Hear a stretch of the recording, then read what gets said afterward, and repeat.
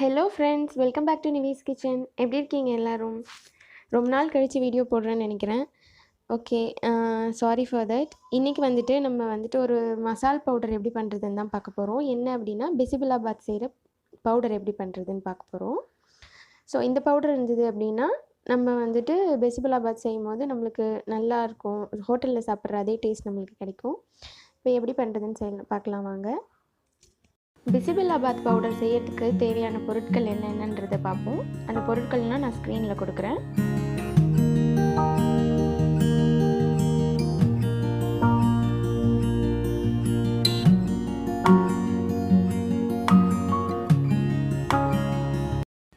இப்போ நம்ம எடுத்து வச்சுருக்க எல்லா திங்ஸுமே ட்ரை ரோஸ்ட் பண்ண போகிறோம். அதுக்கு ஒரு பேன் வச்சுக்கோங்க. நல்லா ஹெவி பாட்டமான இருக்க பேனாக வச்சுக்கோங்க. இதில் நம்ம எடுத்துருக்க சில்லிஸை ஃபஸ்ட்டு போட்டுக்கலாம். ரொம்ப ரோஸ்ட் பண்ணக்கூடாது. கருகிடுச்சுன்னா அப்புறம் மசாலா ஃப்ளேவர் நல்லா இருக்காது, தீஞ்ச ஸ்மெல் அடிக்கும். ஸோ நம்மளுக்கு அந்த ஃப்ளேவர் வர ஆரம்பிக்கும். அதோடு பார்த்திங்கன்னா அந்த மிளகாலாம் பலூன் மாதிரி அப்படியே உள்ளே உப்பி வரும் அந்த ஹீட்டில். ஸோ அந்த மாதிரி டைமில் நம்ம எடுத்துடலாம். இப்போ பாருங்கள், இது ரொம்ப கருக விடக்கூடாது. ஒரு மாதிரி நம்மளுக்கு அந்த ஃப்ளேவர் வரும். அந்த டைமில் நம்ம எடுத்து ஆற வச்சிடலாம் தனியாக ஒரு பிளேட்டில் போட்டு. ஸோ இப்போ இது நல்லா ரோஸ்ட் ஆயிடுச்சு. இதை நம்ம எடுத்துடலாம். எடுத்து வேறு ஒரு பிளேட்டில் ட்ரான்ஸ்ஃபர் பண்ணிக்கலாம். அடுத்தது நம்ம அதே பேனில் மல்லி போட்டுக்கலாம். கொரியண்டர் சீட்ஸ் இருக்குது இல்லைங்களா, அது போட்டுக்கலாம். போட்டு இதையும் நம்ம ட்ரை ரோஸ்ட் தான் பண்ண போகிறோம். எதுவுமே ரொம்ப தீஞ்சிடக்கூடாது. அதனால் கைவிடாமல் பார்த்துக்கிட்டே இருங்க. ஹீட்டாக இருந்ததுன்னா அங்கே பாருங்கள், அந்த மல்லி எல்லாமே வெடிக்கும். வெடிக்கிற மாதிரி ஒரு சவுண்ட் கேட்கும். நம்மளுக்கு நல்லா எல்லாமே ரோஸ்ட் பண்ணும்போதே நம்மளுக்கு ஒரு நல்ல ஒரு வாசனை வரும், நல்ல ஒரு ஸ்மெல் வரும். அந்த டைமில் நம்ம எடுத்துடலாம். இப்போ பாருங்கள், கோல்டன் ப்ரௌன் கலரில் ஆயிடுச்சு. எல்லாமே நல்லா ரோஸ்ட் ஆயிடுச்சு. இப்போ இதை ட்ரான்ஸ்ஃபர் பண்ணிக்கலாம். அடுத்தது நான் உளுத்தம்பருப்பு போட்டுக்கிறேன். உராத் தால் போட்டுக்கலாம். அதையும் நம்ம நல்லா ரோஸ்ட் பண்ணிக்கலாம். நல்லா ரோஸ்ட்டும் ஆகணும். அதே சமயத்தில் ரொம்ப தீஞ்சிடவும் கூடாது. ரோஸ்ட் ஆகலைன்னா பவுடர் நம்ம ரொம்ப நாளைக்கு வச்சுக்க முடியாது. அதே தீஞ்சிச்சுன்னா நம்மளுக்கு நல்ல ஸ்மெல் கொடுக்காது. நம்மளுக்கு அந்த டேஸ்ட் கிடைக்காது. ஸோ கரெக்டாக அதை பார்த்து எடுத்துக்கணும். இப்போ பாருங்கள், நம்மளுக்கு நல்லா ரோஸ்ட் ஆயிடுச்சு. டார்க் கோல்டன் ப்ரௌன் கலரில் வந்துடுச்சு. இப்போ உராத் தால் ட்ரான்ஸ்ஃபர் பண்ணிவிட்டு சென்னா தால் போட்டுக்கலாம். கடலைப்பருப்பு போட்டுக்கலாம். கடலைப்பருப்பு இதுவும் நம்மளுக்கு நல்லா ரோஸ்ட் ஆகணும். கோல்டன் ப்ரௌன் கலரில் வரணும். ஸோ அது வரைக்கும் நல்லா ரோஸ்ட் பண்ணிக்கலாம். எல்லாமே ட்ரை ரோஸ்ட்டு தான், நான் எதுலேயுமே ஆயில் விடலை. ஸோ நீங்கள் இதில் பெப்பர் வேணும்னா பெப்பர் கூட நீங்கள் போட்டுக்கலாம். பட் நான் பெப்பர் போடலை. ரொம்ப காரம் வேண்டாமே அப்படின்னு பார்த்தேன். பிகாஸ் நான் குழந்தைங்களுக்கும் கொடுக்கறதுனால. ஸோ பெப்பர் வேணும்னா நீங்கள் பெப்பர் போட்டுக்கலாம். இல்லை மிளகா குறைச்சிட்டு பெப்பர் கொஞ்சம் சேர்த்துக்கலாம்.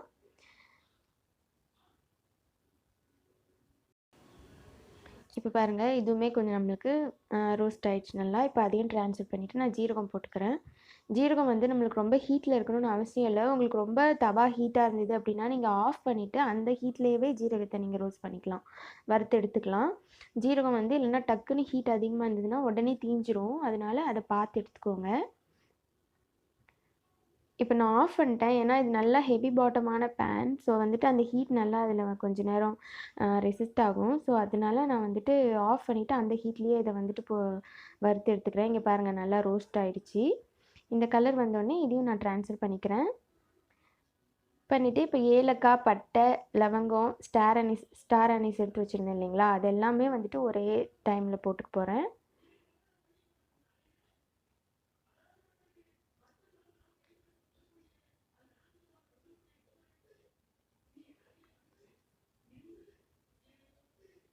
இதுவுமே நம்மளுக்கு ரோஸ்ட் பண்ணும்போது இந்த ஸ்பைசஸ் ரொம்ப நல்ல ஃப்ளேவர் கொடுக்கும், நல்ல வாசனை வரும். பார்த்திங்கன்னா ஏலக்காய்லாம் பார்த்திங்கன்னா அப்படியே இப்படி சுற்றும், ஒரு மாதிரி அது ஜம்ப் ஆகும் அந்த ஹீட்டில். உங்களுக்கு பார்த்தாலே தெரியும். கொஞ்சம் நான் மிளகாய்க்கு சொன்ன மாதிரி இந்த ஏலக்காவும் பார்த்திங்கன்னா கொஞ்சம் பலூன் மாதிரி இருக்கும். வெடிக்குது பாருங்கள் கிராம்புலாம்.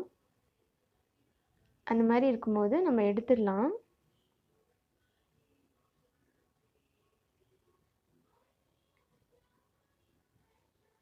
ஸோ இப்போ நம்ம இதை ட்ரான்ஸ்ஃபர் பண்ணிடலாம். வேறு ஒரு பிளேட்டுக்கு பார்த்தீங்களா ஜம்ப் பண்ணுது. ஸோ அந்த மாதிரி இருக்கும்போது நம்மளுக்கு ரோஸ்ட் ஆயிடுச்சுன்னு அர்த்தம். ஸோ அந்த டைமில் நம்ம கரெக்டாக எடுத்துடலாம். இப்போ எடுத்துகிட்டு நான் வந்துட்டு அதே ஆஃப் பண்ணிவிட்டு அதே இதில் கொஞ்சம் தானே வெந்தயம், ஸோ அதே அதில் அந்த தவாவில் இருக்க ஹீட்லேயே அது வந்துட்டு நல்லா ரோஸ்ட் ஆகிடும். ஸோ ஆஃப் பண்ணிவிட்டு ஒரு 1/2 டீஸ்பூன் நம்ம வெந்தயம் எடுத்து வச்சுருந்தோம் இல்லைங்களா, அதையும் போட்டு நல்லா ரோஸ்ட் பண்ணி எடுத்து வச்சுக்க போகிறேன். இப்போ இது எல்லாமே வந்துட்டு நம்ம ஒரு தட்டில் போட்டு ஆற வைக்கணுங்க. நல்லா கம்ப்ளீட்டாக ஆறுனதுக்கப்புறமா தான் நம்ம பவுட்ரு அரைக்கணும். சூடாக இருக்கும்போது பவுட்ரு அரைக்கக்கூடாது. ஸோ ஃபுல்லாக ஒரு தட்டில் போட்டு நான் ஆற வச்சிட்ருக்கேன் சைடில். ஸோ அது ஆறுனதும் அதை வந்து நான் பவுட்ரு பண்ணிக்குவேன். இப்போ பாருங்கள், வெந்தயமும் நம்மளுக்கு நல்லா ரோஸ்ட் ஆயிடுச்சு. நல்ல ப்ரௌன் கலரில் வந்துருக்கு பாருங்கள். இதையும் நான் அந்த பிளேட்டில் சைடில் போட்டுக்கிறேன். இப்போ வந்துட்டு பாப்பி சீட்ஸ் போட்டுக்க போகிறேன், கசகசா. இதுக்கு பதில் வந்துட்டு நீங்கள் தேங்காவை நல்லா ட்ரை ரோஸ்ட் பண்ணிக்கலாம். இதே அளவு தேங்காவும் 1/2 கப் எடுத்துக்கோங்க. நீங்கள் எந்த கப்பில் மெஷர்மெண்ட்ஸ் பண்ணுறீங்களோ அதே கப்பில் 1/2 கப் எடுத்துக்கலாம். எடுத்துக்கிட்டு நல்லா அதையும் ரோஸ்ட் பண்ணிக்கோங்க. இங்கே பாருங்கள், நல்லா வறுந்துருச்சு. ஸோ இந்த டைமில் எல்லாத்தையும் ஆற வச்சுட்டேன். ஆற வச்சுட்டு அதை வந்து நான் ஜாரில் ட்ரான்ஸ்ஃபர் பண்ணியிருக்கேன். ட்ரான்ஸ்ஃபர் பண்ணிட்டு நல்லா நைஸ் பவுடராக அரைச்சிக்கணும். கொரன்னு அரைக்கக்கூடாது. இங்கே பாருங்கள், நல்லா நைஸாக அரைச்சிக்க பாருங்கள். இந்த மாதிரி அரைச்சிட்டு நம்ம பெஸ்மிலாபாத் செய்யும் போது லாஸ்ட்டாக நம்ம வந்துட்டு குக்கர் விசில் வைப்போம் இல்லைங்களா, அந்த டைமில் உங்களுக்கு எந்த குவான்டிட்டி தேவையோ அந்த அளவுக்கு நீங்கள் வந்து இதில் சேர்த்துக்கலாம். சேர்த்துட்டு நல்லா மிக்ஸ் பண்ணி விட்டுட்டு நம்ம மூடி வச்சிடலாம். அன்றைக்கி நிஜமாகவே சூப்பராக இருந்தது பெசிபிலாபாத். உங்களுக்கு தேவைப்பட்டுச்சு அப்படின்னா நீங்கள் வந்துட்டு மிளகாத்தூள் கூட சேர்த்துக்கலாம். எக்ஸ்ட்ராக்கு வெறும் மிளகாத்தூள் போட்டுக்கலாம். ஸோ அவ்வளோதான், இந்த வீடியோ இதோட நான் முடிச்சுக்கிறேன் ஃப்ரெண்ட்ஸ். கண்டிப்பாக உங்கள் வீட்டில் ட்ரை பண்ணி பார்த்துட்டு இந்த வீடியோ கீழே இருக்க கமெண்ட் செக்ஷனில் எனக்கு கமெண்ட் பண்ணுங்கள். இந்த சேனல் இப்போ தான் நீங்கள் ஃபஸ்ட் டைம் பார்க்குறீங்கன்னா மறக்காமல் சப்ஸ்கிரைப் பண்ணுங்கள். அதோட பக்கத்தில் இருக்க அந்த பெல் ஐக்கானையும் கிளிக் பண்ணிடுங்க. தேங்க்யூ ஃபார் வாட்சிங் my channel friends. Take care. By.